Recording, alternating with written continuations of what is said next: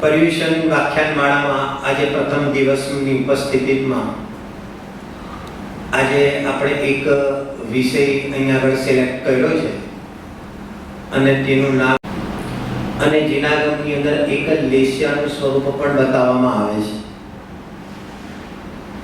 બંનેનું સ્વરૂપ સમજ્યા પછી પણ બંનેમાં શું ડિફરન્સ હોય છે એ ઉપલક કદાચિત ખ્યાલ હોવા છતાં પણ એમાં વિશેષ શું અંતર હોય છે તેનો જલ્દી પરિચય થતો નથી. અને આ પ્રોબ્લેમ હમણાંનો નથી, પણ જ્યારથી આચાર્ય દેવોએ એનું સાચું સ્વરૂપ ન હોવાના કારણે, ખ્યાલમાં ન હોવાના કારણે તે સંબંધી અનેક પ્રકારની ધર્મ સંબંધીની ભ્રમણા પણ એને રહી જાય છે. અને ધર્મ સંબંધીની ભ્રમણા રહી જવાના હોવાના કારણે તો કે છે કે તેની જે પોતાની ભૂમિકા છે, પોતાના જે પરિણામ છે, તો કે છે કે તેને અન્યથા રૂપ તે માની લે છે. એટલા માટે વિચાર આવ્યો કે એક વિષય એવો લેવામાં આવે કે કસાય તો લેવામાં આવે. આજ અપ્રત્યાખ્યાનાવરણ કસાય છે તો કે છે કે અપ્રત્યાખ્યાનાવરણ કસાય કર્મનું સ્વરૂપ શું છે? તો કે છે કે અ એટલે નહીં અને પ્રત્યાખ્યાન એટલે ત્યાગ. તો ભૂમિકાની અંદર કિંચિત માત્ર પણ ત્યાગ, તેને અપ્રત્યાખ્યાનાવરણ કસાય કહેવામાં આવે છે. આ બીજા નંબરની કસાય, એના પણ ક્રોધ, માન, માયા રૂપ, એના રૂપમાં ચાર ભેદ અહીંયા આગળ જોવામાં આવે છે. ત્યારબાદ ત્રીજા નંબરની કસાય છે પ્રત્યાખ્યાનાવરણ. તો ત્યાં આગળ જેને પ્રત્યાખ્યાનાવરણ કસાય કર્મનો ઉદય છે અને બાકીની બે કસાયનો ઉદય નથી, એટલે કે અનંતાનુબંધી અને અપ્રત્યાખ્યાનાવરણ કસાયનો ઉદય નથી, એને જો પ્રત્યાખ્યાનાવરણ કસાય કર્મનો ઉદય છે તો તે ભૂમિકાની અંદર કિંચિત ત્યાગના પરિણામ એને જોવામાં આવશે. એવા જીવને અહીંયા આગળ અણુવ્રત અથવા તો દેશ વ્રત એની ભૂમિકા પ્રમાણે જોવામાં આવશે. આંશિક રૂપમાં તેને એનો પાંચ પાપોનો એક દેશ એને ત્યાગ કર્યો છે, તેને વ્રત કહેવાય. એટલા માટે ત્યાં આગળ અણુ નાના વ્રત જોવામાં આવે છે. અને ત્યારબાદ છે સંજ્વલન કસાય. તો કે છે કે સંજ્વલન કસાય શું છે? તો કે છે કે તેના ઉદયમાં યથાખ્યાત ચારિત્ર જીવને થવા દેતી નથી, પ્રગટ કરવા દેતી નથી. તેને અહીંયા આગળ સંજ્વલન કસાય કહેવામાં આવે છે. પહેલા ગુણસ્થાન અને બીજા ગુણસ્થાનમાં અનંતાનુબંધી કસાય જોવામાં આવે છે. ત્યારબાદ અહીંયા આગળ ત્રીજા, ચોથા વગેરેમાં, ચોથામાં અહીંયા આગળ અપ્રત્યાખ્યાનાવરણ કસાયનો ઉદય જોવામાં આવે છે. પાંચમા ગુણસ્થાનની અંદર અહીંયા આગળ પ્રત્યાખ્યાનાવરણ કસાય કર્મનો ઉદય જોવામાં આવે છે. અને અહીંયા આગળ છઠ્ઠા ગુણસ્થાનથી લઈને અને દસમા ગુણસ્થાન સુધી અહીંયા આગળ સંજ્વલન કસાયનો તેને ઉદય જોવામાં આવે છે. આવી રીતે આચાર્ય દેવોએ એક સામાન્ય રૂપથી કસાયનું જે સ્વરૂપ બતાવ્યું, તો કસાયનું જે સ્વરૂપ બતાવ્યું તે અનંતાનુબંધી, અપ્રત્યાખ્યાનાવરણ, તો કે છે કે ઇત્યાદિ વગેરેને લઈને કસાયનું સ્વરૂપ બતાવ્યું. જેમ કોઈ ધર્માત્મા પુરુષ છે તો ધર્માત્મા પુરુષને પણ કસાય જોવામાં આવે છે. તો એમ જ્યારે શબ્દનો પ્રયોગ કોમન કરવામાં આવે કે ધર્માત્મા પુરુષને પણ અહીંયા આગળ કસાય જોવામાં આવે છે, તો ત્યાં આગળ શું સમજવું? તો કે છે કે ત્યાં આગળ હજી ચોથા ગુણસ્થાનમાં ઊભા છે તો તેને હજી અહીંયા આગળ અસંયમના પરિણામ જોવામાં આવે છે, તો તેને એમ પણ કહેવામાં આવશે કે તેને અહીંયા આગળ કસાયના પરિણામ જોવામાં આવે છે. ચલો, મુનિરાજ માટે શબ્દનો પ્રયોગ કરવામાં આવશે કે મુનિરાજને પણ કસાય જોવામાં આવે છે. બરાબર? હવે જો એ ચરણાયુગની અંદર કોઈ એની પ્રધાનતાથી ચર્ચા ના હોય, પરંતુ સિદ્ધાંતની અંદર સંજ્વલન પણ શું છે? તો કે છે કે સંજ્વલન પણ કહે છે કે કસાય છે. એટલું જ નહીં, પણ ગોમટસારની અંદર તો છઠ્ઠા ગુણસ્થાન વર્ગની મુનિરાજને સંજ્વલન કસાયનો તીવ્ર ઉદય કીધો અને સાતમા ગુણસ્થાને સંજ્વલન કસાયનો મંદ ઉદય કીધો, આઠમા ગુણસ્થાને સંજ્વલન કસાયનો મંદતર ઉદય કીધો અને ઉપર મંદતમ ઉદય કીધો. આવી રીતે ત્યાં આગળ પણ કસાયના અંશ જોવામાં આવે છે. પરંતુ આપણને આ પિક્ચર ક્લિયર થઈ જાય છે કે ભલે મુનિ દશાની અંદર પણ કસાય છે, પણ કયા પ્રકારની કસાય છે? તો કે છે કે સંજ્વલન કસાય છે. અત્યંત એટલી બધી હીણી કસાય છે કે જેમ અહીંયા આગળ પાણીની અંદર રેખા પાડવામાં આવે તો તેની સાથે તરત જ અહીંયા આગળ તે રેખા પણ મટી જાય. કે એવા પ્રકારની મુનિરાજની ભૂમિકાની અંદર તે અહીંયા આગળ કસાઈ જોવામાં આવે છે. આ એક સામાન્ય રૂપથી કસાઈનું સ્વરૂપ આપણે એમાંથી એક નિષ્કર્ષના રૂપમાં સમજ્યા કે કસાઈ કેતા અનંતાનુબંધી આદિ 4 ભેદ અને અહીંયા આગળ ક્રોધ માન માયા લોભ આદિ 4 એટલે 4 4 16 અને 9 9 કસાય અલ્પ કસાય કિંચિત કસાય હાસ્ય રતિ અરતિ સુખ ભય જુગુપ્સા શ્રીવેદ પુરુષવેદ નપુંસકવેદ. હવે 16 અને 9 25. તો આમ જ્યારે આચાર્ય દેવે કસાય માગણાનું જ્યારે સ્વરૂપ બતાવ્યું ત્યારે આ 25 કસાયોનું સ્વરૂપ આ રીતે બતાવ્યું છે. બરાબર. હવે થોડાક સમય માટે આ ફાઇલને આપણે જરા સાઈડ પર રાખી દઈએ. હવે આપણે અહીંયા આગળ થોડી ચર્ચા કરીએ છીએ લેશ્યાની. સૌથી પહેલા સરસ સારી રીતે આપણે લેશ્યાના સ્વરૂપને બને એટલું અહીંયા આગળ આપણે સમજી શકીએ. કારણ કે એક્ચ્યુઅલી આ વિષય 8-10 લેક્ચરનો છે અને મારે અહીંયા આગળ એક લેક્ચરની અંદર એને મહત્વના બિંદુને લઈને આપણે સમેટવાનો છે. એટલે તમે સમજી શકો છો કે ઘણી બધી વાતો આવશે.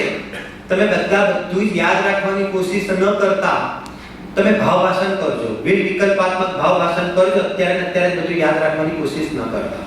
હવે જરા જો લેશ્યા એટલે શું. સૌથી પહેલી વાત તો એ છે કે આચાર્ય દેવોએ બે પ્રકારની લેશ્યામાં પરિભાષા બતાવી.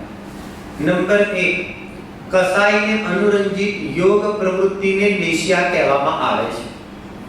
એટલે શું? કસાઈને અનુરંજિત યોગ પ્રવૃત્તિને લેશ્યા કીધી એટલે શું કે જીવની અંદર આત્માના પ્રદેશોમાં અહીંયા આગળ યોગની પ્રવૃત્તિ જોવામાં આવે છે. મન વચન કાય તે તો નિમિત્ત છે. મન વચન કાય તે યોગ નથી, પણ મન વચન અને કાય તેનું નિમિત્ત પામીને આત્માના પ્રદેશોમાં જે કંપન થાય છે તો કે છે કે તેને અહીંયા આગળ યોગ કહેવામાં આવે છે. હવે એ જીવની જે યોગની જે પ્રવૃત્તિ જોવામાં આવે છે તેની પાછળ અહીંયા આગળ કસાઈ હાવી હોય છે. કસાઈ અનુસાર અહીંયા આગળ યોગની પ્રવૃત્તિઓ જોવામાં આવે છે. એટલા માટે આચાર્ય દેવે એક પરિભાષા બનાવી કે કસાઈને અનુરંજિત યોગ પ્રવૃત્તિને અહીંયા આગળ લેશ્યા કહેવામાં આવે છે. દાખલા તરીકે કોઈ એક વ્યક્તિ ઘરની અંદર સમજો કે નાનું બાળક છે અને નાનું બાળક છે, હવે એને કોઈ એક વાત થી રોકવા માંગે છે, ઘણી મસ્તી કરે છે, તો એને એક તો સામાન્ય રૂપથી કહેવામાં આવશે કે બેટા તું મસ્તી નહીં કરતો, બરાબર કે તને કે અહીંયા આગળ ભાગી જશે. હવે જોજો આ એક તમારી શું થઈ, વચનના માધ્યમથી એક તમારી પ્રવૃત્તિ થઈ અને તમારો ઈરાદો આશય શું છે કે ભાઈ એને કઈ લાગી ન જાય એટલા માટે કહે છે કે તમારી એક જ ચેષ્ટા પણ થઈ, તમારા ફેસ રીડિંગ થી એક જ ચેષ્ટા પણ થઈ અને વચનની તમારી પ્રવૃત્તિ પણ થઈ અને અંદરમાં તમારો એક વિકલ્પ પણ થયો. હવે વાત એ થઈ કે તે છોકરો વધારે ઓર તોફાન કરવા લાગ્યો, મસ્તી કરવા લાગ્યો, તો હવે માનવામાં ન આવ્યો. તો હવે અહીંયા આગળ તમે શું કહ્યું કે તમે તમારી અહીંયા આગળ હાવભાવની જે પ્રતિક્રિયા હતી, ચેષ્ટા હતી, તે કેવી બનાવી દીધી? અત્યંત સ્ટ્રોંગ બનાવી દીધી. તને કીધું નહીં, મેં એકવાર કીધું ને તારે મસ્તી નથી કરવાની. પહેલામાં ને બીજામાં શું ફરક પડ્યો? તમને પકડાય છે વિષય? તો કહે છે કે પહેલા અને બીજાની અંદર શું થઈ ગયું? તો અહીંયા આગળ કંઈક ક્રોધના પરિણામ ઉગ્ર થયા અને ક્રોધના પરિણામ ઉગ્ર થવાની સાથે એની વચન પ્રવૃત્તિ પણ ઉગ્ર થઈ અને અહીંયા આગળ શું થઈ ગયું? તો કહે છે કે ભાઈ આંખ પણ એને કેવી કરી નાખી? અત્યંત ધારદાર અને અહીંયા આગળ લાલ આંખ કરી નાખી. તો આ મન વચન કાયની પ્રવૃત્તિમાં જે બદલાવ આવ્યો તેની પાછળ અહીંયા આગળ કયો રોલ અદા કરે છે? કોણ કરે છે? તો કહે છે કે કસાય. તો આને એમ કહેવાય કે કસાઈને અનુરંજિત જે યોગની પ્રવૃત્તિઓ જોવામાં આવે છે તો કહે છે કે તેને શું કહેવામાં આવે છે? કે તેને લેશ્યા કહેવામાં આવે છે. આ અત્યંત સરળ, અત્યંત સ્થૂળ રૂપથી સમજાવવામાં આવેલો આવી રીતે દાખલો છે. આમ 24 કલાક આપણી પ્રવૃત્તિ મન વચન કાયના માધ્યમથી આત્માના પ્રદેશોમાં ફેરફાર વાળી જોવામાં તો આવે છે, પણ તેની પાછળ શું કામ કરે છે? તેની પાછળ કસાઈ કામ કરે છે. આમ કસાઈને અનુરંજિત યોગ પ્રવૃત્તિ તેને લેશ્યા કહેવામાં આવે છે. બીજી આચાર્ય દેવે એક પરિભાષા એ બતાવી કે જેના દ્વારા આત્મા કર્મોથી લિપ્ત થાય તેને લેશ્યા કહેવામાં આવે. ધવલાની અંદર વીરસેન સ્વામીએ આ પરિભાષા પ્રદાન કરી. આ પરિભાષા પ્રદાન કેમ કરી?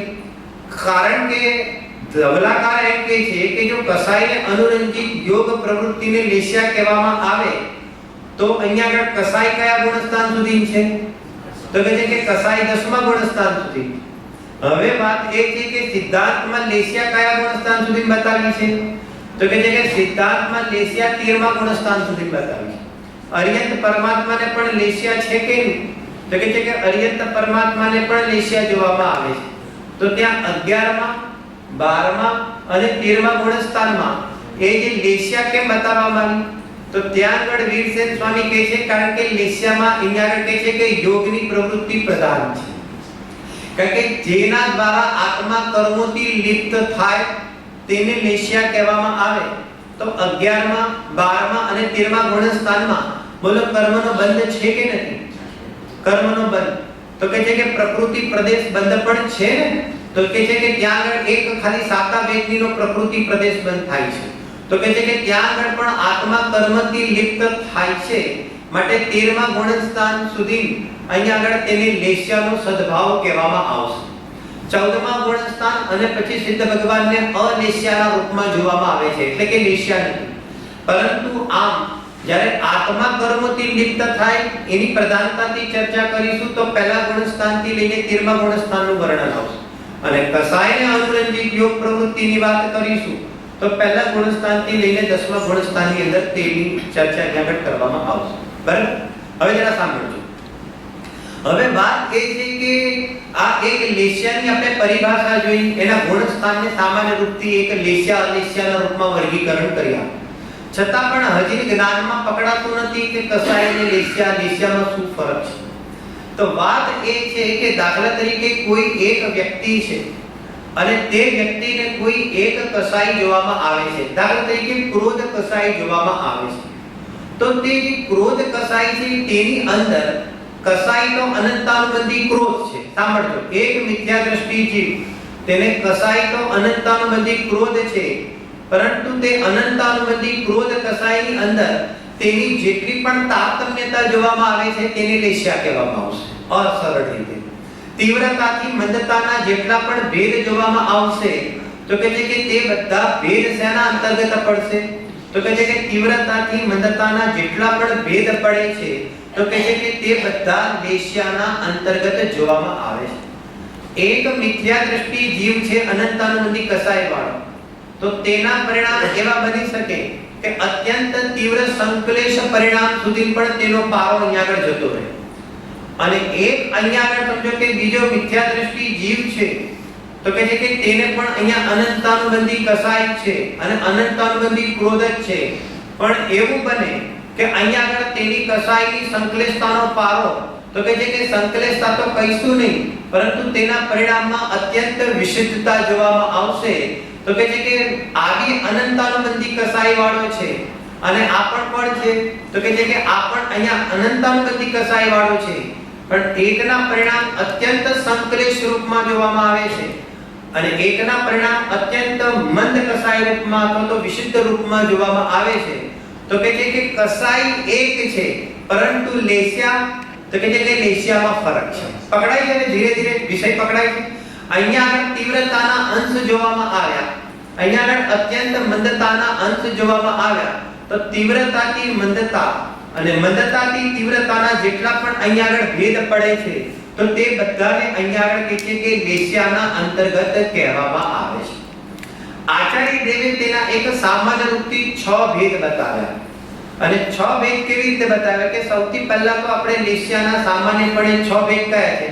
કૃષ્ણ, નીલ, કાપોદ, પીત, પદ્મ અને શુક્લ. તો કહે છે કે આ 6 પ્રકારની લેસ્યાના અહીંયા આગળ નામ છે. એમાં આ બાજુથી આપણે અહીંયા આગળ કૃષ્ણ લેસ્યાથી શરૂ કર્યું અને આ બાજુ આપણે અહીંયા આગળ શુક્લ લેસ્યાનું સ્થાન મૂક્યું. તો આચાર્ય દેવે બતાવ્યું કે આ જે કૃષ્ણ લેસ્યાના પરિણામ છે તેને અત્યંત તીવ્રતાનું પરિણામ કહેવામાં આવે છે. તેની બાજુમાં નીલ લેસ્યા છે, તો નીલ લેસ્યાના જે પરિણામ છે તો તેને અહીંયા આગળ કેવા તીવ્રતમ પછી તીવ્રતર પરિણામ કહેવામાં આવશે. ત્યારબાદ કાપોદ લેસ્યા છે તો તેને અહીંયા આગળ શું કહેવામાં આવશે? તો કે છે કે તીવ્ર પરિણામ કહેવામાં આવશે. ત્યારબાદ અહીંયા આગળ પીત લેસ્યા છે તો તેને મંદ પરિણામ કહેવામાં આવશે. ત્યારબાદ પદ્મ લેસ્યા છે તો તેને મંદતર પરિણામ કહેવામાં આવશે. અને ત્યારબાદ શુક્લ લેસ્યા છે તો તેને મંદતમ પરિણામ કહેવામાં આવશે. આ બાજુ અત્યંત સંક્લેશવાળા પરિણામને તીવ્રતમ પરિણામ કીધા અને આ બાજુ અત્યંત મંદ કસાય રૂપ પરિણામને વિશુદ્ધ પરિણામને અહીંયા મંદતમ પરિણામ કહેવામાં આવે છે. આવી રીતે આચાર્ય દેવે ક્લેશ્યાના 6 ભેદ બતાવ્યા અને આચાર્ય દેવ કહે છે કે એક એક ક્લેશ્યાના સાંભળજો બરાબર એક એક ક્લેશ્યાના અસંખ્યાત લોક પ્રમાણ ભેદ પડે છે.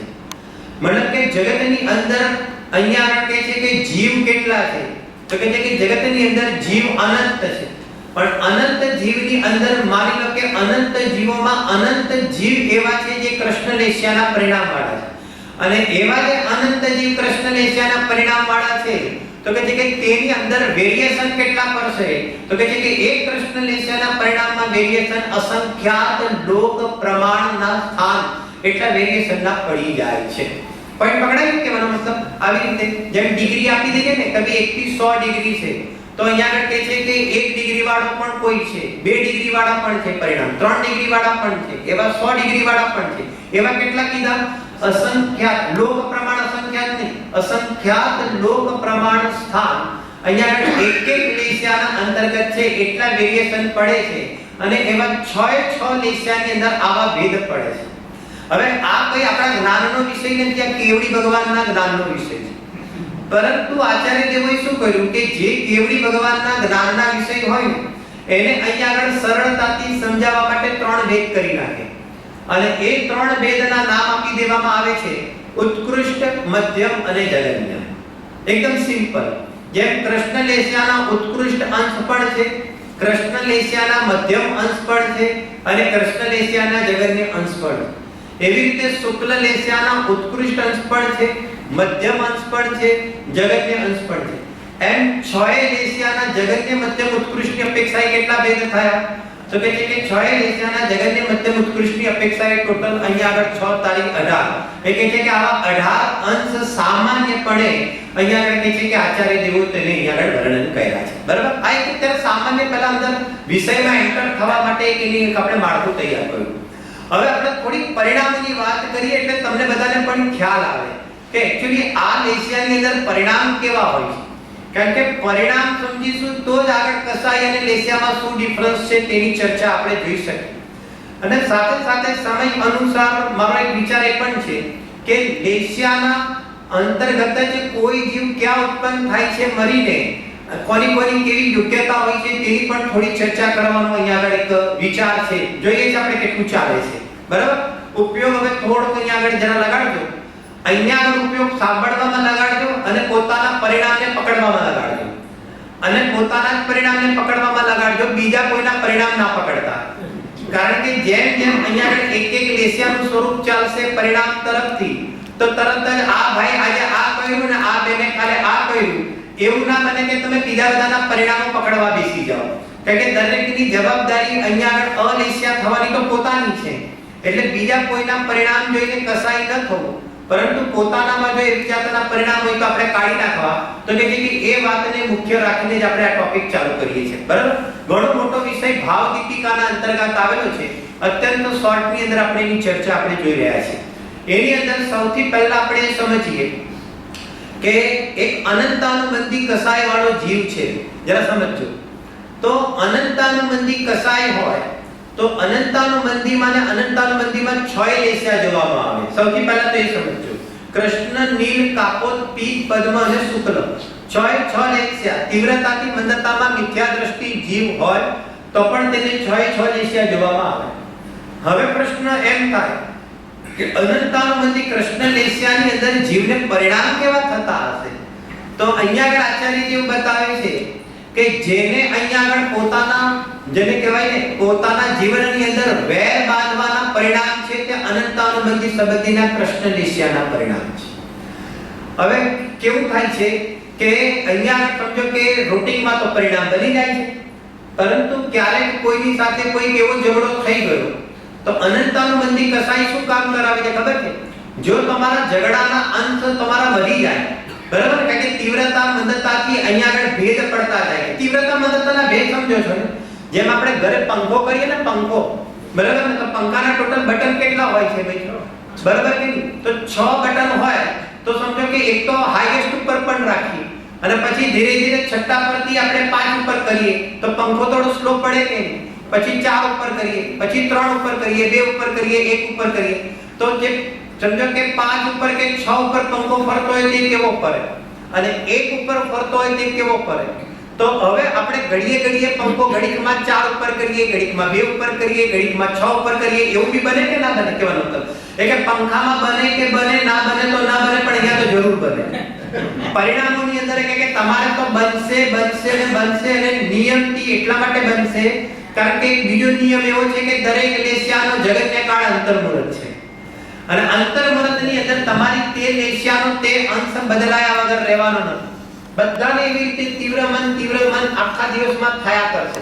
કઈ કઈ ચીજમાં થશે આપણે થોડું ઘટિત કરીશું ને એટલે તમને વિષય પકડાશે. કે હમણાં જોયું કે તમે આમ તો શાંતિથી બેસ્યા હતા પણ કોઈ નિમિત્તે કારણ પામીને કોઈ આવી જાય છે સામે અને કોઈ એવી ઘટના મૂકી દે છે કે જેને લઈને તમને ક્રોધના પરિણામ થઈ જાય. હવે તમે તો અહીંયા ક્રોધના પરિણામ કર્યા, સામે તમે ક્રોધના પરિણામ કર્યા, પણ શરૂઆતની અંદર તમારા ક્રોધના પરિણામ કેવા હતા? તો કે શરૂઆતમાં તમારા ક્રોધના પરિણામ તો થોડાક જ હતા, પરંતુ ધીરે ધીરે શું થયો? ક્રોધ કેવો થતો ગયો? કે ધીરે ધીરે જેને કહેવાય કે ક્રોધ વધતો ગયો અને વધતા એવું વધી ગયો કે સામેવાળા સુધી તમે પહોંચી નથી શકતા મન વચન કાયથી અને એનું વિશેષ પુણ્ય કામ કરે છે, એનું વિશેષ જોર કામ કરે છે અને જીવ તેની પ્રતિક્રિયા નથી કરી શકતો તો પછી મનમાં શું કરશે? એ કે મનની અંદર વેર બાંધશે. અહીંયા અત્યારે તો હું બોલી નથી શકતો અથવા તો હું અત્યારે બોલી નથી શકતી, પરંતુ વખત આવશે ત્યારે એમને જવાબ આપીશું, વખત આવશે ત્યારે અમે જોઈ લઈશું. તો કહે છે કે આ જોઈ લેવાના પરિણામ કયા છે? હવે લેશિયા તરફથી તમે વાત કરજો તો કે આ જોઈ લેવાના પરિણામ કહે છે કે તે ક્રોધ કસાઈ સંબંધીના કૃષ્ણ લેશિયાના પરિણામ છે. સુકૌશલ મુનિરાજ હતા ને, તમે બધાએ કથા પણ સાંભળી છે અને સુકૌશલ મુનિરાજની પૂર્વ ભાવમાં એક ભાભી હતી અને કોઈ ઘરની અંદર ઘટના બની. હવે અહીંયા આગળ એવી ઘટના બની કે તેના પતિએ તો અહીંયા આગળ જીનેશ્વરી દીક્ષા લીધી, તો આને એમ થયું કે આ ભયના કારણે, જેના ભયના કારણે જ આ બધું બન્યું છે, તો અહીંયા આગળ તે બહુ ઝઘડો કરવા લાગી. તો આ જે સુકૌશલ મુનિરાજે શું કર્યું? તેની ભાભીને અહીંયા આગળ જોરદાર લાત મારી. આ સાચી ઘટના છે. અને જે લાત મારીને તો હવે ભાભી તો તે વખતે બોલી ના શકી, પરંતુ તેને શું કર્યું? તો કે તેને વેર બાંધ્યું કે અત્યારે તો બોલી નથી શકતી પરંતુ હું જોઈ લઈશ. બોલો જોઈ લઈશ વાળો મામલો, બરાબર કે જેને કહેવાય ને કે બોલો આપણે જેને કહેવાય ને કે શરીરથી દોડા પતળા હોય તે પણ જોઈ લઈશ વાળો મામલો કરી શકે કે ના કરી શકે? તમે સમજાય શું કેમ માંગુ છો? હટ્ટા કટ્ટાની જરૂર નથી, પણ તમે પતલા હો, દુબળા હો, શરીરથી તમે અસ્તવ્યસ્ત હો, છતાં પણ બેઠા જોઈ લઈશ વાળો મામલો એ કોણ બોલે છે?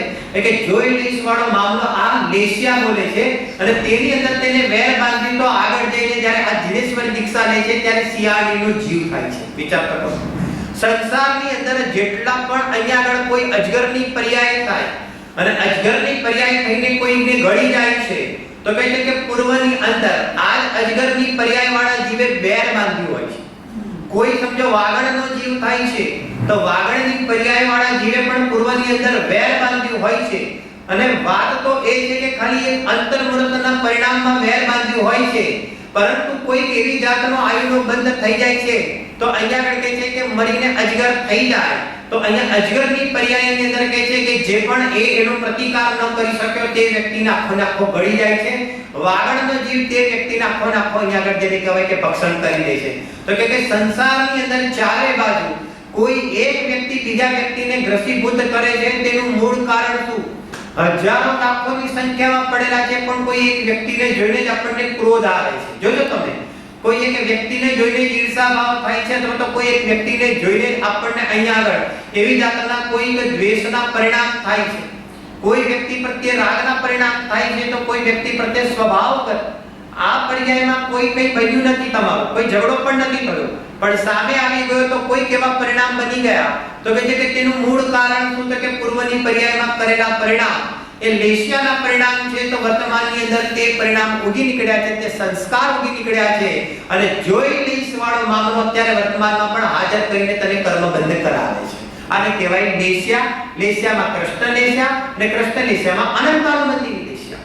કારણ કે આવું જે તીવ્ર વેર કોણ બાંધશે? મિથ્યા દ્રષ્ટિ બાંધે. સમ્યક દ્રષ્ટિ એવું વેર ન બાંધે. તીવ્ર પરિણામમાં સંશ્લેષતા થઈ શકે, પરંતુ આવું તીવ્ર વેર તે બાંધતો નથી. ત્યારબાદ લડવા અને ઝઘડવાના પરિણામ. વેર અલગ ચીજ છે ને લડવું ઝઘડવું અલગ છે. જોજો તમે લડવું અને ઝઘડવાના પરિણામ પણ તમારા અંતર્મુરથી વધારે નહીં રહે. પછી તમે ગમે તેટલું હશે ને તો પણ તમે પાછા શાંત થઈ જશો. બરાબર કે નહીં? તો કે છે કે આવા લડવાના ઝઘડવાના પરિણામ તે પણ અનંતાનુબંધી કૃષ્ણ નિશ્ચયમાં જશે.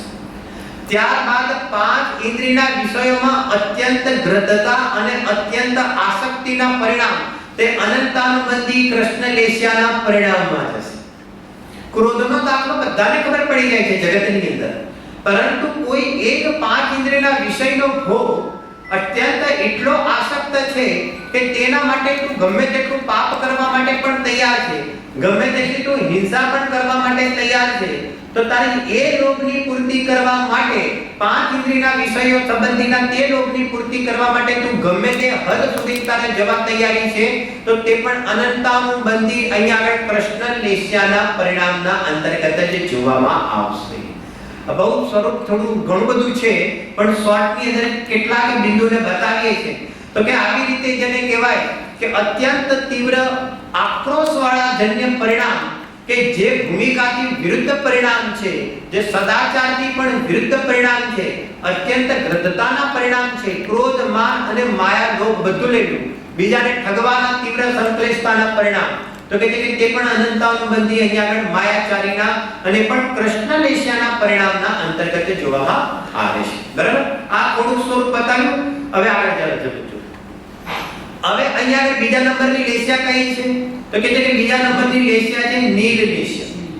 જેટલા પણ અહીંયા આગળ કૃષ્ણ લેશ્યાના પરિણામ બતાવ્યા તેની અંદર કઈક મંદતા થઈ, કઈક એટલે અત્યંત થોડીક હિંસા થઈ.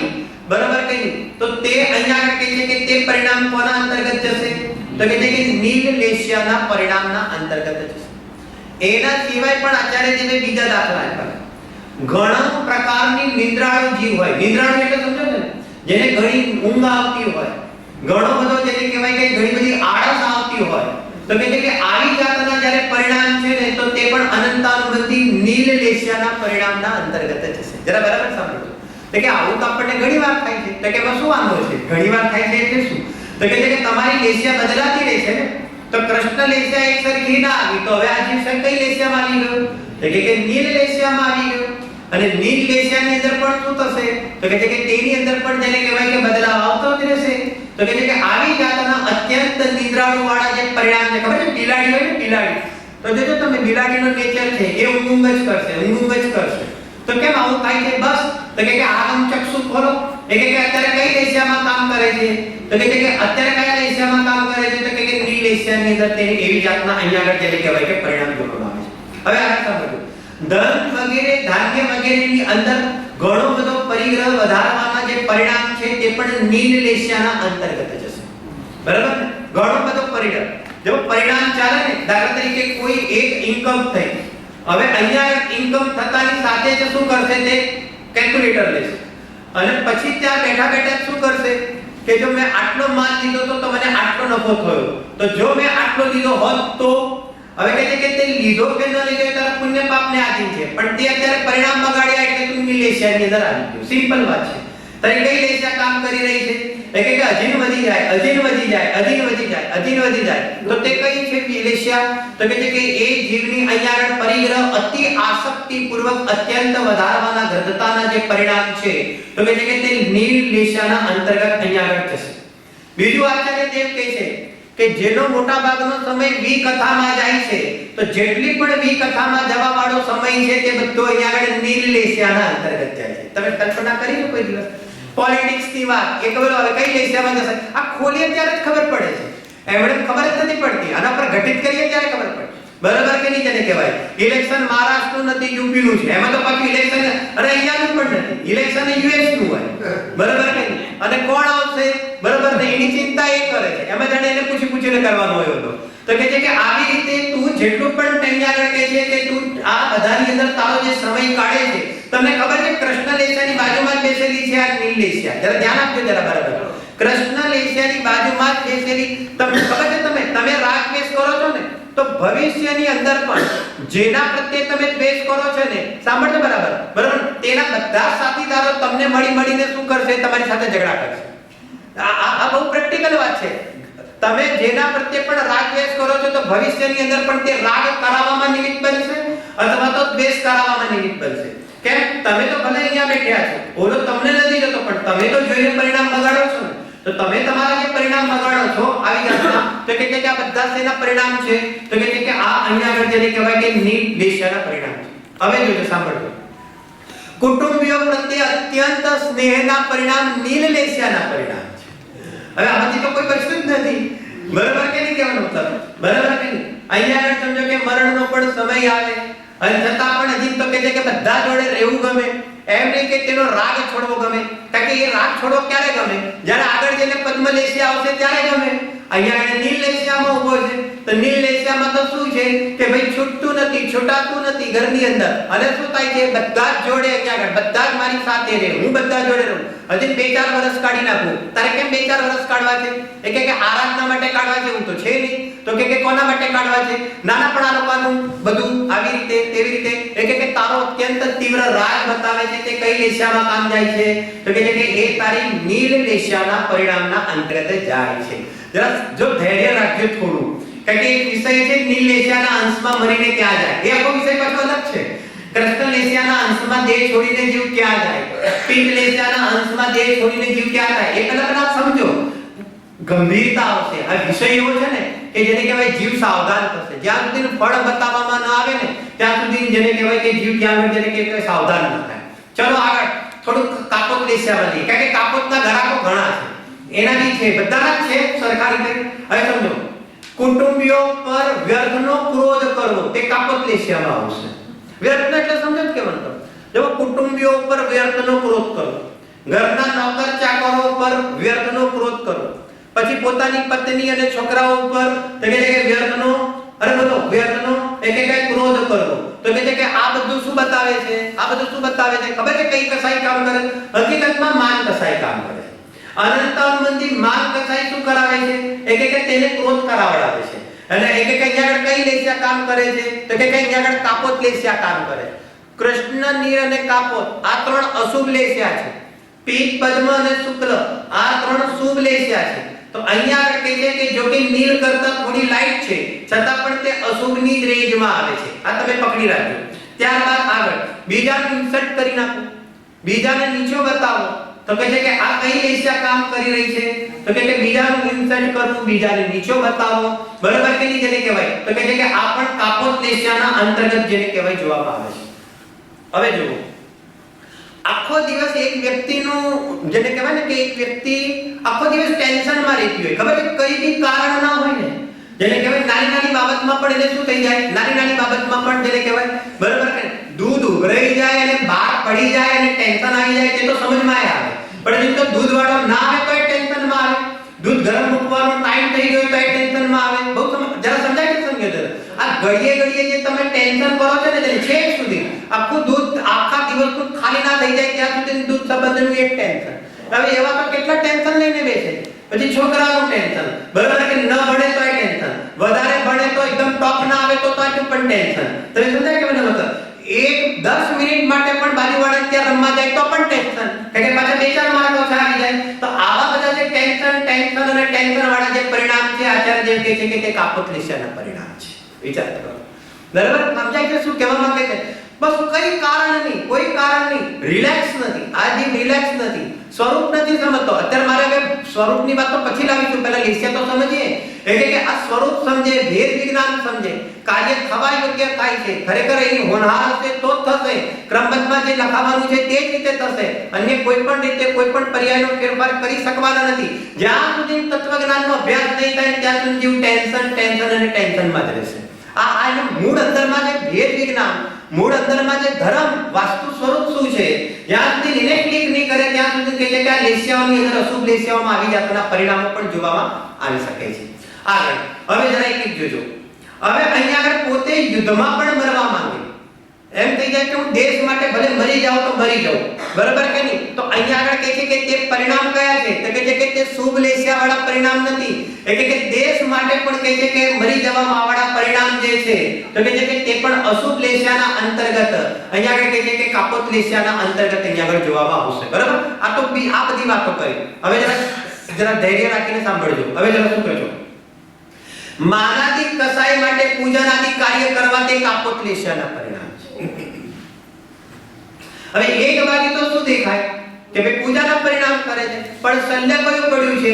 કે માનનું પડ્યું છે. તો કે માનના શલ્ય સાથે કહે છે કે પૂજન આદિ ક્રિયાઓ કરે છે, તો કહે છે કે કઈ લેસ્યા અહીંયા આગળ કામ કરે છે? તો કહે છે કે કાપોત લેસ્યાના પરિણામ છે. માનાદિક માટે કહે છે કે તીર્થ યાત્રા કાઢે છે, તો કહે છે કે કાપોત લેસ્યાના પરિણામ છે. માનાદિક અર્થે અહીંયા આગળ પ્રતિષ્ઠા કરે છે, કરાવે છે, તો કહે છે કે કાપોત લેસ્યાના પરિણામ છે. માનાદિક અર્થે અહીંયા આગળ દાનના પરિણામ પણ આપે છે, તો અહીંયા આગળ કહે છે કે તે કાપોત લેસ્યાના પરિણામ જાય છે, તે અશુભ લેસ્યાના ખાતામાં જાય છે. છે કે અનંતાનુબંધી કસાઈ શું કામ કરાવે તારી જોડે? જો વિચાર તો કરો, તમને દોડાવે છે, તમને એકલું દોડાવતો નથી, તમને સંસારમાં રખડાવવાનું કામ કરે છે. અનંતાનુબંધી શું કરાવે છે? જો સાંભળજો, અનંતાનુબંધી એકલું દોડાવવાનું કામ નથી કરતી, પણ સંસારમાં ને સંસારમાં અહીંયા આગળ કહે છે કે આવી રીતે જ રખડાવવાનું કામ કરે છે.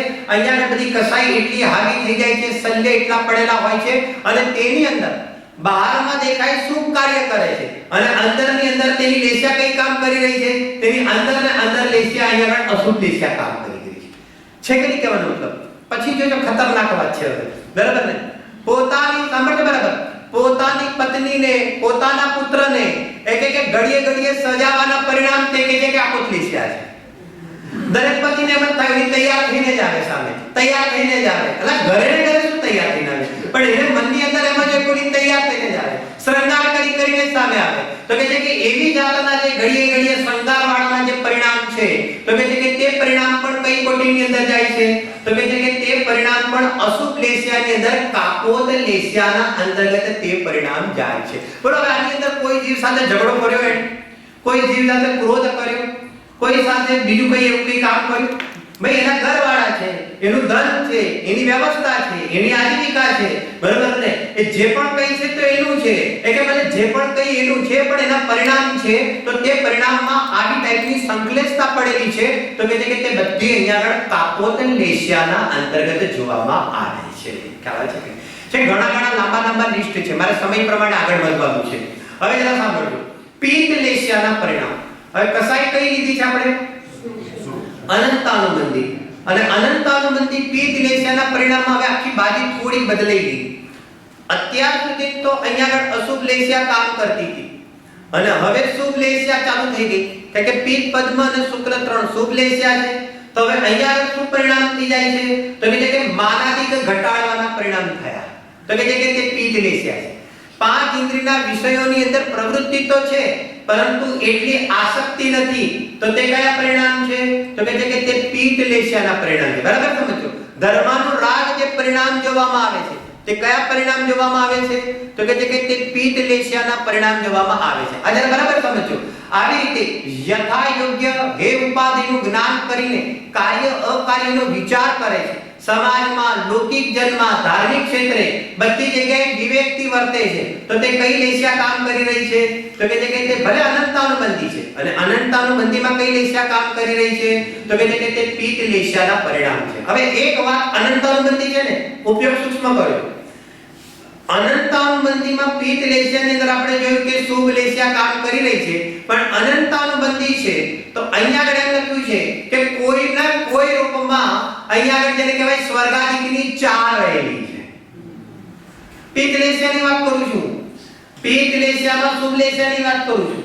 એ બીજા સાથે સરખો વ્યવહાર કરે છે, સારા પરિણામ રાખે છે, પૂજન આદિ કાર્યોમાં પણ બુદ્ધિપૂર્વક જોડાય છે, પાપથી બુદ્ધિપૂર્વક હટેલો દેખાય છે, પરંતુ અંદરમાં શું કામ કરી રહ્યું છે? અનંતાનુબંધી કસાય. અનંતાનુબંધીના કારણે અંદરમાં શું છે? તો કહે છે કે સ્વર્ગાદિકની અંદરમાં ચાહ પડી છે, અને જે પણ કંઈ કરે છે તે સ્વર્ગાદિક માટે તે કરે છે. તો કહે છે કે આવી જાતના જે અનંતાનુબંધી વાળા પરિણામ છે તે પિત્ત લેસ્યાના અંતર્ગત જાય છે. જો છે કે પકડાતું નથી. આ આપણને લાગતું નથી ઘણીવાર કે ના ના અમે આવું ક્યાં વિચારીએ છીએ? તો કહે છે કે જો તું આવું ના વિચારતો હોય તો તું સમ્યક દ્રષ્ટિ હોય. તો કે તમે કેવી રીતે ઠોસ સાથે કહો છો? કારણ કે એના બધા જે ધ્યાનના પ્રકરણ છે એની અંદર કેવી રીતે કયું લગાડવું, અનંત અનુબંધીની રેન્જમાં ક્યાં સુધી કયા પરિણામ આવી શકે, બરાબર સમજો. પિત્તની વાત કરી, હવે પદ્મની વાત કરું છું. પદ્મમાં અત્યંત મંદ પરિણામ થઈ જાય છે. અણુવ્રત અને મહાવ્રતને પણ ધારણ કરે છે. હવે અહીંયા આગળ વિશેષ રૂપથી સંસારની ચા ન હોવા છતાં પણ કોઈ એવી સૂક્ષ્મ ચા રહી જાય છે કે જે સ્વયં પોતે પણ પકડી શકતો નથી. એવી જાતના લીધા કયા તો કે પદ્મલેશિયાના પરિણામની અંદર. અને અત્યંત સંસાર શરીર અને ભોગોથી કેવો થાય છે તો કે અત્યંત સંસાર શરીર અને ભોગોથી ઉદાસીન એવું જેનું જીવન જોવામાં આવે છે તો કે એવા જીવને અહીંયા આગળ પદ્મલેશિયાના પરિણામ જોવામાં આવે છે. બરાબર કે એકદમ શોર્ટની અંદર બતાવું છું. અને શુક્લલેશિયાના પરિણામ આ બહુ સરસ સમજવા જેવું છે, જરા સાંભળજો. શુક્લલેશિયાના પરિણામની અંદર એમ કહેવામાં આવે છે, સૌથી પહેલી વાત મૂકી કે તે પક્ષપાત રહિત વાળો હોય છે. જગતની અંદર કહે છે કે તેને વિશેષ રૂપથી કોઈ પક્ષપાત દેખાતો નથી. તે શત્રુ અને મિત્રની અંદર પણ સમાનતા જોવે છે. અહીંયા આગળ કહે છે કે રાજા અને રંકને પણ અહીંયા આગળ કહે કે સમાન દ્રષ્ટિએ જોવે છે. જરા બરાબર સમજો. ઇષ્ટ અને અનિષ્ટ પદાર્થની અંદર પણ જેને કહેવાય કે સમાન બુદ્ધિએ જોવે છે. જે બુદ્ધિપૂર્વક અહીંયા આગળ અણુવ્રત અને કદાચ બુદ્ધિપૂર્વક અહીંયા આગળ મહાવ્રત ધારણ કરે છે. સંસારની કોઈ પણ પ્રકારની એવી ચા નથી હોતી. શુક્લલેશિયાના પરિણામની વાત ચાલી રહી છે.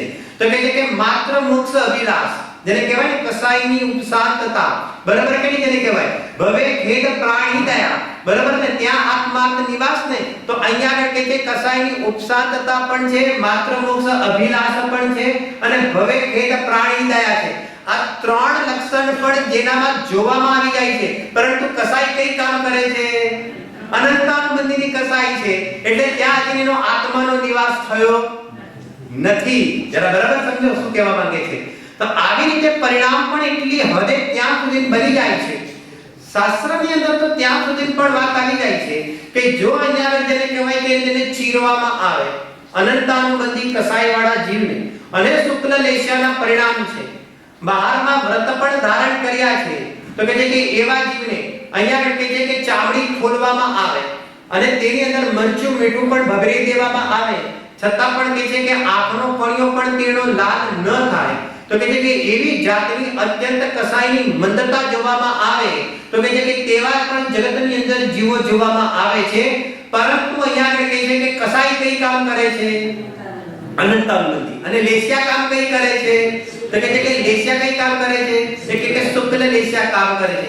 એના પરથી નક્કી થાય છે કે કસાઈનું સ્વરૂપ અલગ છે અને લેશિયાનું સ્વરૂપ અલગ છે. પણ પકડાય કે શું કહેવા માંગે છે? હવે જો તમારી સામે બે વ્યક્તિ મૂકું છું, જરા સાંભળજો, બંનેમાં ડિફરન્સ જરા સમજીએ.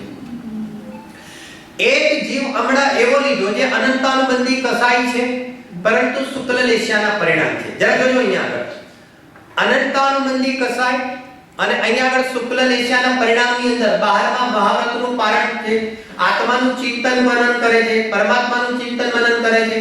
ખરેખર તેને છૂટવું છે. આમ સમજો, ખરેખર છૂટવું છે એવી જાતનો અહીંયા આગળ જીવ છે. અત્યંત મૃદુ જીવ છે, સરળ પરિણામી જીવ છે. મરી જાય ચોથા કાળની અંદર જો મરી જાય તો ઊંચા શુક્લલેશિયાના અંશમાં દેહ છોડીને સર્વાસિદ્ધિમાં પણ જઈ શકે. એવી ટાઈપનો તે સર્વાસિદ્ધિમાં નહીં જાય, સોરી, નવમી ગ્રેવિક સુધી જશે. તો કહે છે કે નવમી ગ્રેવિકની અંદર જેને કહેવાય કે તે જઈ શકે એવી જાતના પણ તેના પરિણામ જોવામાં આવે છે. બરાબર, એવો જીવ આ પકડી રાખ્યો. હવે એક ચોથા ગુણસ્થાન વાળો જીવ છે, તેની કસાઈ કઈ કામ કરે છે? અપ્રત્યાખ્યાનાવરણ. કઈ? અનંતાનુબંધી નથી પણ અપ્રત્યાખ્યાનાવરણ છે. હવે આ જીવની લેશિયા કઈ છે? કૃષ્ણલેશિયા. સાંભળો, ગુણસ્થાન ચોથું અને લેશિયા કઈ? કૃષ્ણલેશિયા. કૃષ્ણલેશિયાના પરિણામમાં ચોથા ગુણસ્થાન વાળાને જીવના પરિણામ કેવા હશે? તો કે જે કે ચક્ર ચલાવવાના પણ પરિણામ હોઈ શકે છે. ભરત મહારાજને અહીંયા આગળ બાહુબલી ઉપર ચક્ર છોડવાનું પણ અહીંયા આગળ પરિણામ બની ગયા હતા. સમજજો બરાબર કેમ? કારણ કે ચોથા ગુણસ્થાને પણ આચાર્ય દેવોએ 6 લેશિયા બતાવી છે. જેમ પહેલા ગુણસ્થાનમાં 6 લેશિયા છે, તેમ ચોથા ગુણસ્થાનની અંદર પણ અહીંયા આગળ કહે છે કે 6 લેશિયા બતાવી. ઘડીએ ઘડીએ લગ્ન કરવાના પરિણામ જે ભરત ચક્રવર્તી કેટલી વાર પરિણ્યા હતા? કેટલી વાર પરિણ્યા હતા? 96,000 વાર. બરાબર ને? તો કે ઘડીએ ઘડીએ લગ્ન કરવાના પરિણામ કઈ લેશિયા કામ કરે છે? તો કે છે કે કૃષ્ણલેશિયાના પરિણામ છે. બરાબર સાંભળજો, બરાબર કે નહીં? તો કે છે કે ઘડીએ ઘડીએ આવી જાતના ભોગ વૃત્તિના પરિણામ કઈ લેસ્યા કામ કરે છે? તો કે છે કે કૃષ્ણ લેસ્યા કામ કરે છે. હવે ગજબ થઈ ગયું. જો જગતની સામે આ બંને જીવોને ઊભા રાખવામાં આવે તો બોલો જગતના જીવો આ બંનેમાંથી ધર્માત્મા કોને કહે છે? આ વિષય અહીંયા ટચ કરવા જેવો છે. બોલો અહીંયા આગળ શું કહે છે કે બહારમાં બધો ત્યાગ કર્યો છે. ઘર, કુટુંબ, પરિવાર, સ્ત્રી, પૈસા, મકાન, બધી ચીજોનો અહીંયા આગળ ત્યાગ કરી દીધો છે, દાન આપી દીધું. અહીંયા આગળ કોના માટે નીકળ્યો છે? કે માત્ર મોક્ષ અભિલાષા માટે નીકળ્યો છે. અહીંયા આગળ કોઈ સંસારની ઈચ્છા તો કે છે કે નથી. બરાબર ને? ભોગની વાત તો છે જ નહીં, કારણ કે વ્રત લીધા છે એટલે તેનો પ્રશ્ન નથી. અને આ બાજુ આ ભાઈ સાહેબ શું કરે છે? ચક્રવર્તી શું કરે છે? રોજ સવારે ઉઠીને શું કરે છે? કઈ ને કઈ નગર જીતવા જાય છે. રહેવાનું નથી, પરિણામોમાં સંકલેશતા થાય છે. તો કોઈને કોઈ નગર, ગામ, રાજ્ય તો કે છે કે તે બધું કંઈક ને કંઈક જીતવા જાય છે. અનેક પ્રકારની નિધિ છે. એનો અત્યારે મારે વર્ણન નથી કરવું, ઘણું મોટું વર્ણન છે. કે એનું વર્ણન કરવા બેસીશ તો તમારી બધાની લેસ્યા બદલાઈ જશે પાછી. એટલે મેં કીધું કે એમાં નથી જોવું આપણે, બરાબર ને? કે પરિગ્રહના પરિણામ પાછા થઈ જાય તો કે નિર્લેસ્યામાં જતા રહીશું આપણે કામ વગરના. તો અહીંયા આગળ કહે છે કે આવી ટાઈપના ઠાઠ સાથે પડે છે અને ભોગવેલા જીવને પણ અહીંયા આગળ કહે છે કે જગતના જીવો આને કહે છે કે ધર્માત્મા આને કહે છે, પણ વસ્તુ સ્વરૂપનો સિદ્ધાંત એ કહે છે કે આને ભેદ વિજ્ઞાન છે કે નહીં. તો કહે છે કે આ જીવે બધો બહારમાં ત્યાગ કર્યો છે પરંતુ ભેદ વિજ્ઞાન નથી. એટલા માટે ખરેખર પંડિત ટોડરમલજી કહે છે કે તે સંસાર તત્વ છે. અને અહીંયા આગળ ભરત ચક્રવર્તી જેવા અહીંયા આગળ પાંચ ઇન્દ્રિયના વિષય ભોગમાં પણ જોવામાં આવે છે. એવી જાતના પરિણામોમાં કૃષ્ણ લેસ્યા પણ અંતર્મુહૂર્ત માટે જોવામાં આવે છે. કારણ કે અંતર્મુહૂર્તથી પાછી બદલાશે ને, બદલાઈને રહેશે. તો કહે છે કે આવી લેસ્યામાં પણ ઉભેલા જોવામાં આવે છે. કદાચિત ક્રોધના પરિણામ પણ જોતી જીવે પોતાના જીવનની અંદર દેવાયુનો બંધ કર્યો છે. અને દેવાયુનો બંધ કર્યો પણ મરણ સમયે પરિણામ બગડે કે ના બગડે? બગડી શકે છે. શરીરમાં રોગ આવ્યો, વિચલિત થઈ ગયો, તો અહીંયા પરિણામ બગડી ગયા તો વિચલિત થઈ ગયો. પરંતુ હવે પરિણામ બગડ્યા, વિચલિત થઈ ગયો તો લોકોને બહુ મોટું ટેન્શન છે. અમારી ગતિ કઈ થઈ હશે? છેલ્લે પાણી માંગતા હતા તો દેડકા તો નહીં ખાયા હોય તમારા એ? અરે નહીં ખાયા હોય ભાઈ, જરૂરી નથી કે પાણી માંગે એટલે દેડકો જ થાય. બરાબર ને? આપણે કલ્પના શું કરી રાખી છે કે જરાક પરિણામ બગડે, વિચલિત થઈ જાય, બરાબર ને? કંઈક માંગે અથવા તો કોઈનું નામ યાદ કરે અથવા તો કોઈને બોલાવે તો આવી જાતના કોઈ અશુભ પરિણામ છે.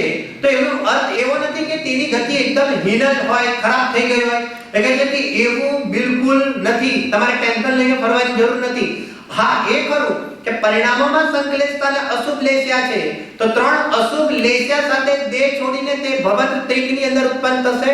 અપર્યાપ્ત અવસ્થામાં તેની ત્રણ અશુભ લેસ્યા હશે અને જેવી પર્યાપ્ત અવસ્થા થશે અંતર્મુહૂર્તમાં તો તેની ફરીથી પાછી પિત્ત લેસ્યા ચાલુ થઈ જશે.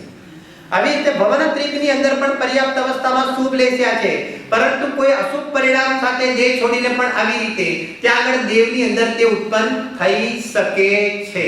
પણ પકડાય શું કહેવા માંગે છે? કહેવાનો મતલબ આવી રીતે જો નરકને આયુનો બંધ કર્યો તો ક્યાં જશે? કોઈ એમ પ્રશ્ન પૂછે કે ભાઈ નરકમાં તો જાય પણ ક્યાં જાય? તો કે ભાઈ મરણ મોકલો પહેલી નરકમાં. પહેલી નરકની અંદર કાપોતના જગતની અંશમાં જતો રહેશે. પછી કહે છે કે ભાઈ મરણ સમજો મધ્યમ હોય તો મોકલી દો છઠ્ઠામાં, અને ઉત્કૃષ્ટ હોય તો પૂછવાની જરૂર નથી, સાતમામાં મોકલી દો. તો ફટ કરતા જગતને મધ્યમ ઉત્કૃષ્ટની અપેક્ષા ત્યાં જતા રહેશે. ટેન્શન લેવાની પંચમ કાળના જીવોને જરૂર નથી, કે એવા અંશની અંદર કોઈના દેહ છૂટવાના નથી. પંચમ કાળનો જીવ અહીંયા આગળ ત્યાં આગળ જવાનો નથી, સાતમી નરકમાં ન જાય. બરાબર કે નહીં? આવા કેટલાક પ્રકૃતિગત નિયમ છે. રાજા શ્રેણીકે એક સર્પ નાખ્યો ને જશોધર મુનિરાજને, વિરોધ કોનો કર્યો હતો? બોલો પરિણામ કયા બગડ્યા? કૃષ્ણ લેસ્યાના પરિણામ બગડ્યા. કે તમે કેવી રીતે નક્કી કરી શકો કે કૃષ્ણ લેસ્યાના પરિણામ જ બગડ્યા હતા? કારણ કે તેમને સાતમી નરકનો આયુનો બંધ થાય તો કૃષ્ણ લેસ્યાના આવા ઉત્કૃષ્ટ અંશમાં જેને આવી રીતે જેને કહેવાય કે એ પ્રમાણે ત્યાં જવાનો વારો આવે. કોઈ પકડે છે મરણ સમયે કેવી જાતના પરિણામ થાય ત્યાંથી બીજી ઘણી ચર્ચા છે. પરંતુ અહીંયા આગળ શું થઈ ગયું કે સમ્યક્ત્વનો પ્રભાવ, બરાબર કે નહીં? તો સમ્યક્ત્વના પ્રભાવથી તે ક્યાં આગળ આવી ગયા? તો કે તે અહીંયા આગળ પહેલી નરકમાં આવી ગયા. હવે સાંભળજો, સાતમી નરકના આયુનો બંધ કર્યો, સમ્યક્ત્વનો પ્રભાવ થયો તો પહેલી નરકમાં જવાનું થયું. પણ પહેલી નરકમાં જયા પહેલા તેમના પરિણામ કેવા હશે? તો કે કાપોત લેસ્યામાં આવી ગયા. કેમ કાપોત લેસ્યામાં આવી ગયા? કારણ કે તે પહેલી નરકમાં ઉત્પન્ન થયા ને, તો કાપોત લેસ્યા સહિત ક્યાં ઉત્પન્ન થશે? તો કે પહેલી નરકમાં ઉત્પન્ન થઈ જશે.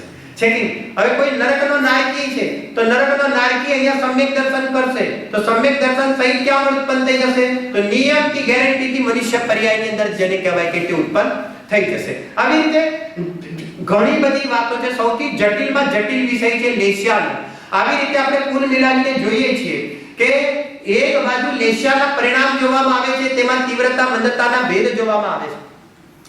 એક બાજુ કસાયનું પણ સ્વરૂપ જોવામાં આવે છે, તેની અંદર અહીંયા ક્રોધ, માન, માયા, લોભ ઇત્યાદિ વગેરે પરિણામ જોવામાં આવે છે. જીવનની અંદર ફોકસ, હવે આપણે વાળીએ છીએ વિષય, જરા બરાબર સમજો, સમેટી લઈએ છીએ. જીવનમાં ફોકસ શેના ઉપર કરે છે ખબર છે? મારા પરિણામ શાંત રહેવા જોઈએ, મારા પરિણામ કસાયની મંદતા વાળા રહેવા જોઈએ, મારે બધા સાથે સંભાવ ધારણ કરવો જોઈએ. આમ બધા સાથે આ, બધા સાથે આ, બધા સાથે આ, પણ પોતાના સાથે શું? ધર્મની અંદર કહે છે કે પોતાના સાથે શું રહેવું જોઈએ? તો કહે છે કે તત્વ જ્ઞાન રહેવું જોઈએ. ધર્મમાં પોતાના માટે શું રહેવું જોઈએ? એ કે ભેદ વિજ્ઞાન રહેવું જોઈએ. બહારની વ્યવસ્થા જે પરિણામ બને છે તેમાં તીવ્રતા મંદતા થાય છે, એ કે તો થયા કરશે. તીવ્રતામાંથી મંદ, મંદથી તીવ્ર, તીવ્રથી મંદ, મંદથી તીવ્ર, એ કે છે કે એમાં તારું ચાલવાનું નથી. એ બધાના હર અંતર્મૂર્તે બદલાયા જ કરે.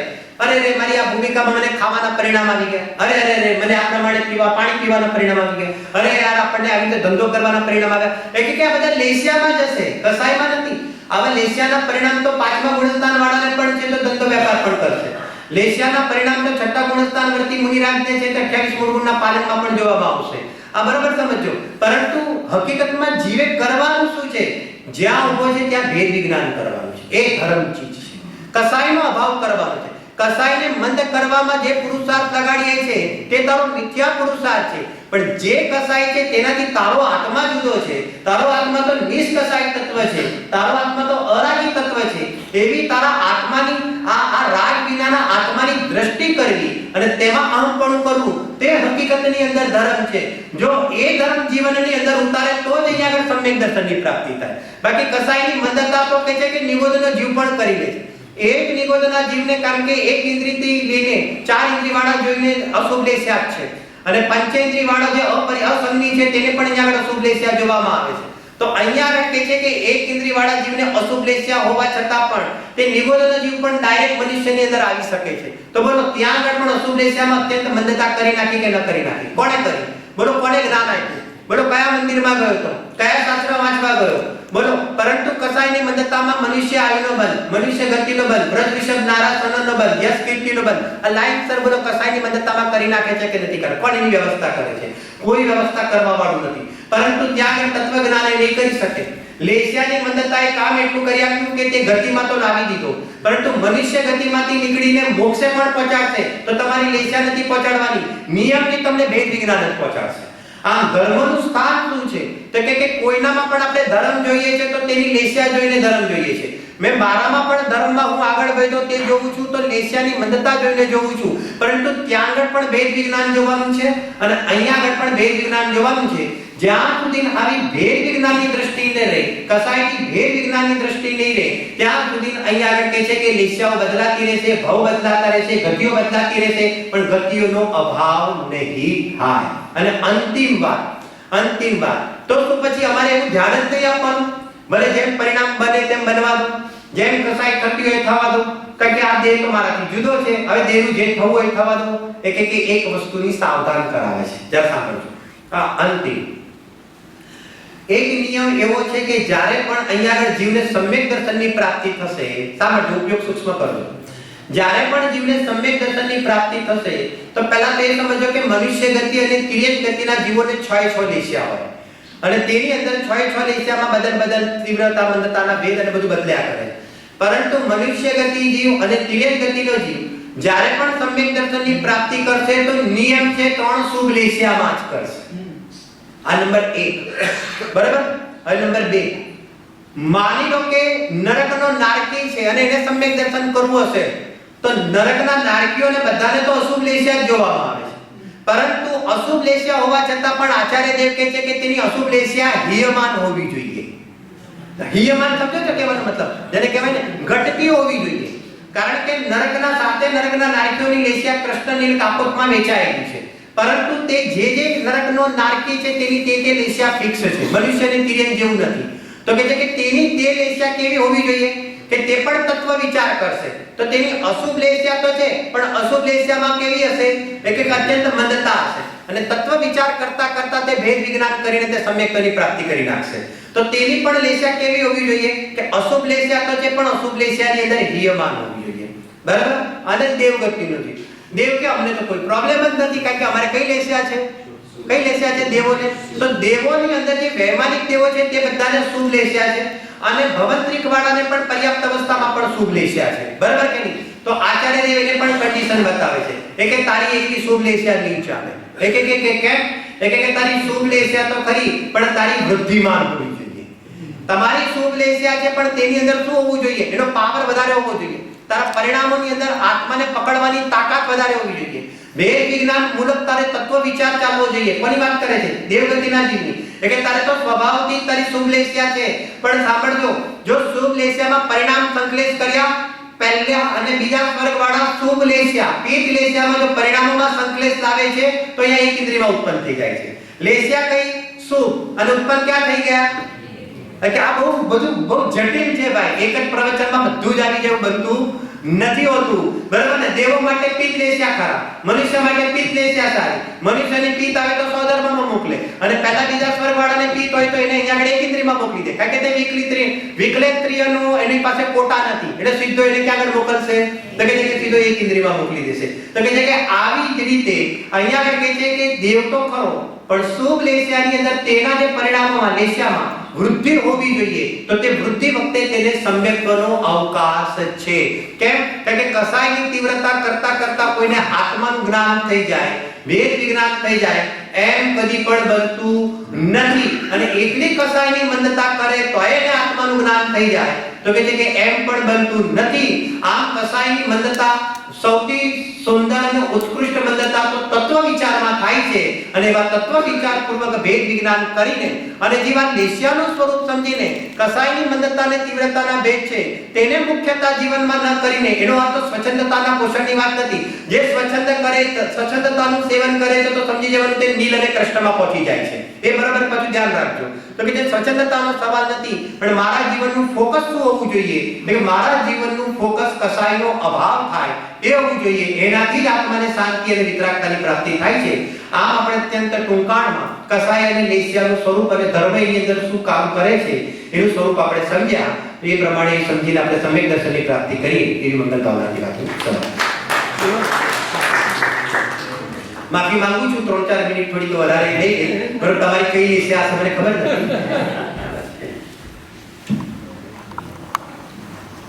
બહુ જ સરસ લેસ્યા અને કષાય ના વચમાં આપણે આપણા પરિણામોને સમજવાની કોશિશ કરી છે.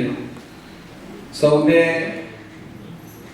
કેટલા લોકોને કેટલા % સમજ પડી તો પોતપોતાના અંદરમાં તમે ગોતી લેજો. હું હાથ ઊભો કરવા નહીં કહીશ, પણ જો સમજો તમને થોડીક પણ સમજ પડી હોય તો એમ સમજો કે તમને મતલબ તમને શરૂઆત કરવાની, સ્ટાર્ટિંગ કરવાની એક ટાઈમ મળી ગયું છે કે સ્ટાર્ટ કરવું જોઈએ, અને રેગ્યુલરલી તમને સ્વાધ્યાય કરવો જોઈએ.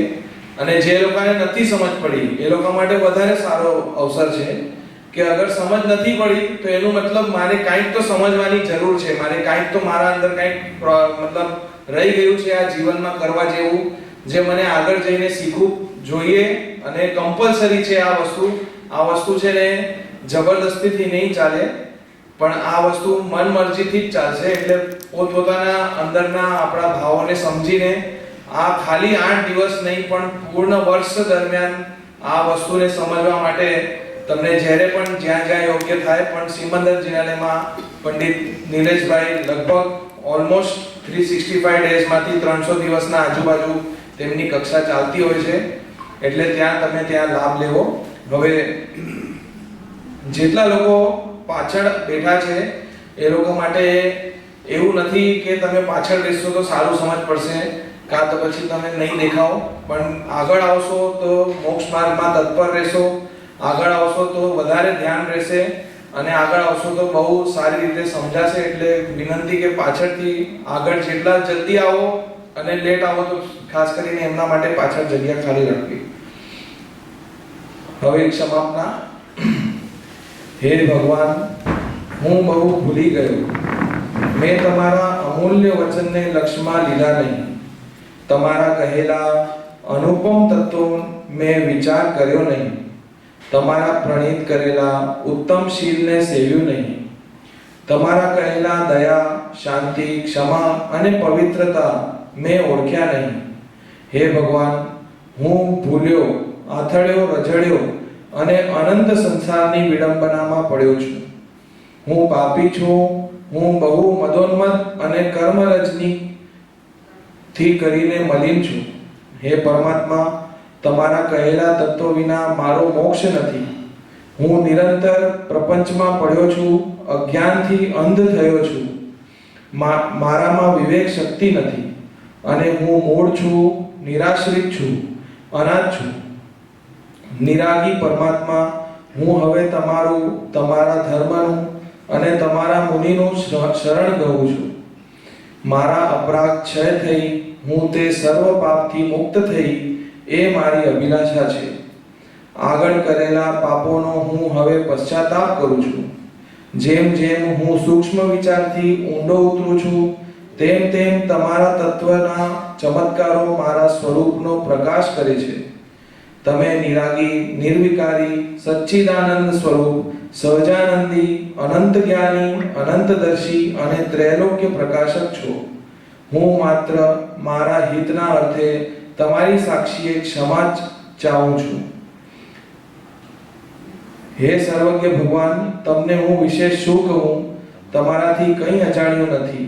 માત્ર પશ્ચાતાપથી હું કર્મજન્ય પાપની ક્ષમા ઈચ્છું છું. ઓમ શાંતિ શાંતિ શાંતિ. બોલો વિતરાગ ધર્મની જય હો.